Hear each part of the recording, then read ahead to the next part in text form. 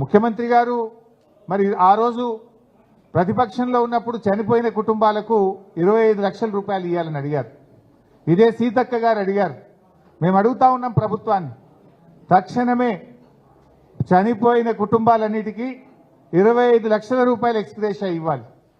మీరు గతంలో అడిగిందే నేను చెప్తున్నా, మీకు మాట మీద నిలబడండి. మీరు ఆ రోజు ప్రతిపక్షంలో మాట్లాడారు కదా, అది అందించి కనీసం మాట మీద నిలబడండి. ఇలా ఏ ఇంట్లో చూసినా 5 లక్షల నుంచి 10 లక్షల రూపాయలు నష్టం జరిగింది. కనీసం వరదలో పూర్తిగా మునిగిపోయినటువంటి ఇళ్లకు తక్షణమే 2 లక్షల రూపాయల ఆర్థిక సహాయం అందించాలని కోరుతా ఉన్నాం. వాళ్ళు చెప్తున్నారు ఇవాళ ఇళ్లకు పోతే 10,000 ఏ మూలకు సరిపోవు, దయచేసి మమ్మల్ని ఆదుకోండి, ఈ ప్రభుత్వాన్ని నిద్రలేపండి అని చెప్పి వాళ్ళు చెప్తా ఉన్నారు. ఏం చేస్తున్నారు? వరద తగ్గి దాదాపు 48 గంటలైనా ప్రజల్ని ఆదుకోరా? అన్నం కూడా పెట్టడంలో ఫెయిల్ అయిపోయింది ఈ ప్రభుత్వం. కనీసం ఇంత భోజనం ప్యాకెట్లన్నా పంపాలి కదా. మీరు బియ్యం ఇస్తే వండుకునే పరిస్థితి లేదు. ఇంట్లో దాదాపు ఒక అడుగు మోకాలు లోతు బురద ఉన్నది ఇళ్లలో.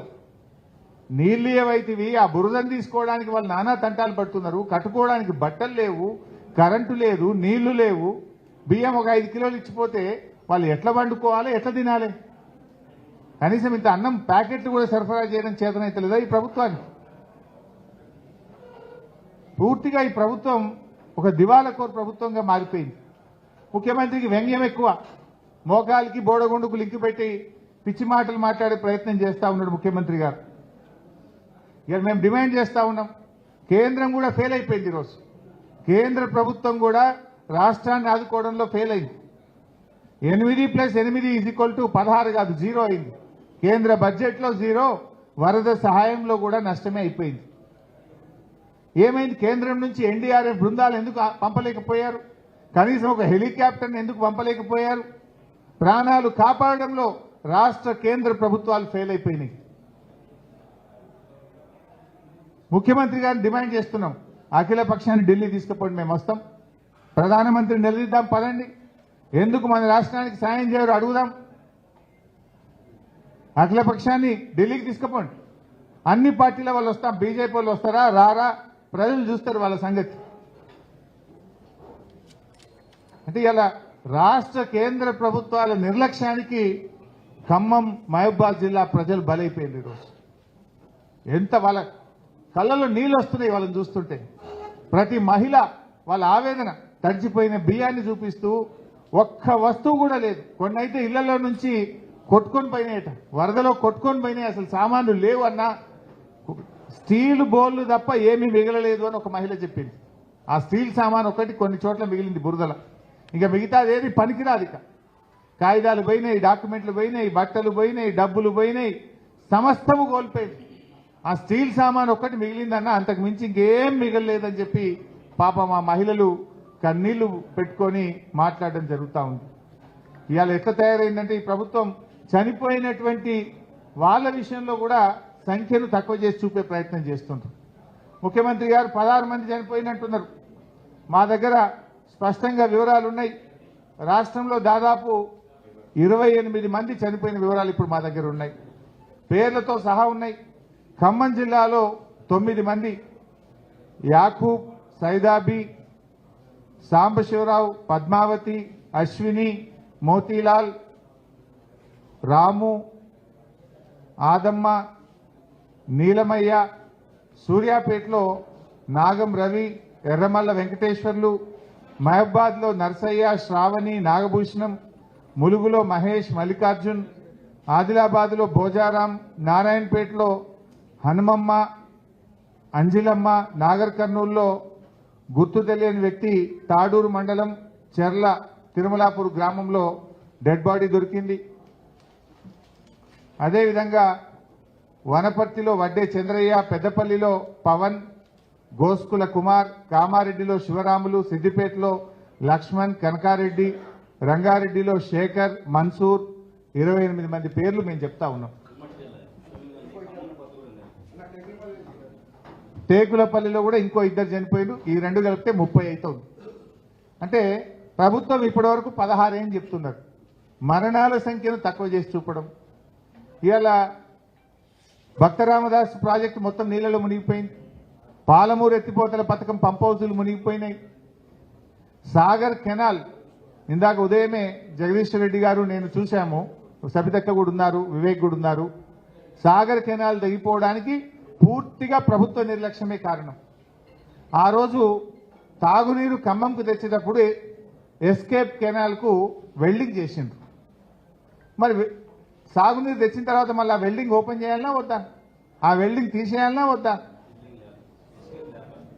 ఆ వెల్డింగ్ తీసేసి ఎస్కేప్ కెనాల్ను లేపాలి, ఎస్కేప్ ఛానల్ను ఓపెన్ చేయాలి. ఎస్కేప్ ఛానల్ను ఓపెన్ చేయక అది వెల్డింగ్ చేసి పెట్టడం వల్ల వరద వచ్చినప్పుడు అది ఓపెన్ చేసే అవకాశం లేకపోయింది. దాంతో 133, 134 దగ్గర 2 చోట్ల ఇవాళ నాగార్జున సాగర్ లెఫ్ట్ కెనాల్ కొట్టుకుపోయిన పరిస్థితి ఏర్పడ్డది. వేల ఎకరాల్లో పంట నష్టం జరిగింది. దాదాపు 2000 ఎకరాల్లో అక్కడ పంట నష్టం జరిగింది. ఇది కేవలం ప్రభుత్వ నిర్లక్ష్యం, అధికారుల నిర్లక్ష్యం. సకాలంలో ప్రభుత్వం స్పందించుంటే ఆ ఏదైతే టాకా కొట్టిండ్రో అది తీసేసి ఆ ఎస్కేప్ ఛానల్ ఓపెన్ చేసి ఉంటే ఇవాళ సాగర్ కెనాల్ కొట్టుకపోకపోతుండే, వేల ఎకరాల్లో పంట నష్టం జరగకపోతుండే. కొన్ని వేల ఎకరాల్లో నష్టం జరిగింది. ఇదే రెవెన్యూ మంత్రి పొంగులేటి గారు గతంలో 30,000 ఎకరానికి సహాయం చేయాలని ఆయన డిమాండ్ చేశాడు. మా ప్రభుత్వంలో ఆ రోజు ఉన్నప్పుడు 30,000 ఇవ్వాలి ఎకరానికి అన్నాడు. మీరే కదా రెవెన్యూ మంత్రి, రెవెన్యూ అండ్ రిహాబిలిటేషన్ మినిస్టర్ మీరే. మీ జిల్లాలోనే ఎక్కువ నష్టం జరిగింది, మీ నోటితోనే 30,000 ఇవ్వాలని ఆ రోజు అడిగారు. దయచేసి ప్రతి ఎకరాకు 30,000 రూపాయలు ఇచ్చి రైతుల్ని ఆదుకోవాలని చెప్పి మేము ఈ ప్రభుత్వాన్ని డిమాండ్ చేస్తా ఉన్నాం. ఈ నిర్లక్ష్యం మీ నిర్లక్ష్యం, మీ తప్పిదం వల్ల ఇవాళ సాగర్ కెనాల్ దిగిపోయింది. సాగర్ కెనాల్ బాధితులతో పాటు రాష్ట్ర వ్యాప్తంగా ఎక్కడెక్కడైతే పంట నష్టం జరిగిందో గతంలో రెవెన్యూ మంత్రి పొంగులేటి శ్రీనివాస్ రెడ్డి గారు డిమాండ్ చేసిన విధంగా ఎకరానికి 30,000 రూపాయలు ఇచ్చి రైతుల్ని ఆదుకోవండి. చాలా చోట్ల ఇసుక మేట పెట్టింది. ఆ పొలాల్లో ఇసుక మేట పెట్టిన తర్వాత చోట కూడా రైతులు చాలా బాధపడతా ఉన్నారు. వాళ్ళు కూడా మా దృష్టికి తెచ్చారు, కన్నీళ్లు పెట్టుకున్నారు. ఆ ఇసుక మేట తీయాలంటే చాలా కష్టమవుతుంది, కనీసం వారికి 50,000 ఆర్థిక సహాయం ఏ రైతుల పొలాల్లో అయితే ఇసుక మేట పెట్టడం జరిగిందో వారికి సహాయం అందించాలని చెప్పి కూడా మేము కోరుతా ఉన్నాం. ఇవాళ రేవంత్ రెడ్డి గారు ఏది మాట్లాడినా నిన్న కూడా మాట్లాడుతూ మేము ఆర్థిక సహాయం చేయాలన్నట్టు. ప్రతిపక్షంలో ఉన్నప్పుడు ఆ రోజు మేము ప్రభుత్వంలో ఉంటే ప్రభుత్వం మాకు సాయం చేయట్లేదని మాట్లాడినాం. ఇవాళ అధికారంలో ఉంటే కూడా మళ్ళీ ప్రతిపక్షాన్ని విమర్శిస్తున్నావు అంటే ఇది నీ చేతగాంతనం. అధికారంలో ఉన్నా నువ్వే విమర్శిస్తావు, ప్రతిపక్షంలో ఉన్నా విమర్శిస్తావు. ప్రతిపక్షంలో అంటే నువ్వు మమ్మల్ని విమర్శించడం అంటే మేము అర్థం చేసుకుంటాం. ఇవాళ చేయగలిగే స్థితిలో ఉండి అధికారంలో ఉండి ప్రజలకు సేవ చేయడంలో నువ్వు ఫెయిల్ అయిపోయినావు. అసలు ఎక్కడ పోయినావు? మొన్న నువ్వు వరదలు వచ్చినాడు, వరదలు వచ్చిన 24 గంటలు నువ్వు ఇంట్లోనే ఉన్నావు. కనీసం ఒక వీడియో కాన్ఫరెన్స్ పెట్టలే, సెక్రటరియట్కు రాలేదు, ఎక్కడున్నావు అని నేను అడుగుతా ఉన్నా. You are failed. ఈ రకంగా నీ వైఫల్యాన్ని ప్రతిపక్షాల మీద నీ మీద నీ యొక్క ఫెయిల్యూర్లో నీకు అంటిన బురదను ప్రతిపక్షాలకు అంటించాలి, నీ బురద గడుపుకోవాలని చూస్తున్నావు నువ్వు. కానీ ప్రజలు ఏమంటున్నారు? ఇవాళ ఖమ్మంలో మేము తిరుగుతుంటే అన్నా మీ ప్రభుత్వమే బాగుండే, కేసీఆర్ గారు బాగా చేసిండ్రు అని కొన్ని 100 నోట్ల మేము విన్నాం. ఇవాళ ఏది మాట్లాడినా అంతే. రైతు రుణమాఫీ కాలేదంటే హరీష్ రావు గారు ఇంటింటికి పోయి కాగితాలు జమ చేసి మాకు ఇవ్వాలంటాడు. లేదా కేంద్రం బడ్జెట్ ఇస్తలేదంటే కేసీఆర్ గారు దీక్ష చేయాలంటాడు. వరదలు వచ్చినాయి సాయం చేయంటే బీఆర్ఎస్ వాళ్ళు చేయాలంటాడు. మరి అన్ని మేము చేస్తే నువ్వెందుకు కూర్చున్నావు సీఎం కుర్చీగా? నువ్వు ఉన్నది చేయనీక దేనికోసం? వరదల్లో కూడా రాజకీయం చేస్తావా? నేనేం మాట్లాడిండు మీరు చూడలేదా బ్రదర్? సూర్యాపేటలో మా మీద బురద చల్లిండు, పొద్దున చిట్చాట్లో మమ్మల్ని తిట్టిండు. నిన్న వీళ్ళు కలెక్టరేట్లో మీటింగ్ పెట్టి రివ్యూ చేసిండ్రా బైసాబ్? మీరే ఉన్నారు కదా. 6 ఉపన్యాసం కొట్టిరు. బయటకు వెళ్ళి వచ్చిన వాళ్ళు 2 జిల్లా మంత్రులు, 3 ముఖ్యమంత్రి, 6 ఉపన్యాసం కొట్టిరు తప్ప జిల్లాలో పంట నష్టం ఎంత జరిగింది, ప్రాణ నష్టం ఎంత జరిగింది, ఆస్తి నష్టం ఎంత జరిగింది, రీహాబిలిటేషన్ క్యాంపులో ఎంతమందిని పెట్టినారు, ఎంతమందికి అన్నం పెడుతున్నారు, కరెంటు పునరుద్ధరణ ఎప్పుడు జరుగుతుంది, ఏం చేద్దాము అనే ఒక ప్రణాళిక గురించి మాట్లాడిందా? కలెక్టరేట్ రివ్యూలో మీరే ఉన్నారు కదా. 6 ఉపన్యాసం కొట్టిండ్రు, గంటన్నర సేపు ఉపన్యాసం కొట్టింది తప్ప రివ్యూ తక్కువ, ఉపన్యాసం ఎక్కువ. ఆ ఉపన్యాసం ఏంటి? ప్రతిపక్షాలు దిట్టుడు, మా మీద బురద జల్లుడు. అంతకు మించి అసలు మీరు చేయాల్సిన పని ఏంది? Where is the seriousness? ముగ్గురు మంత్రులు ఫెయిల్ అయిందని ముఖ్యమంత్రి బయలుదేరిండు. మనం చూడలేదా నిన్న? మంత్రుల మీద ప్రజలు తిరగబడ్డారు, తీవ్రమైన ఆవేశాలు వ్యక్తం చేశారు. సరి చేసుకోండి, ప్రజలకు సేవ చేయండి, ప్రజలకు ఇచ్చిన మాట నిలబెట్టుకోండి. అది మీకు చేత కాదు. మేమొస్తే చివరికి మా మీద కూడా దాడి చేసే ప్రయత్నం చేయాలి.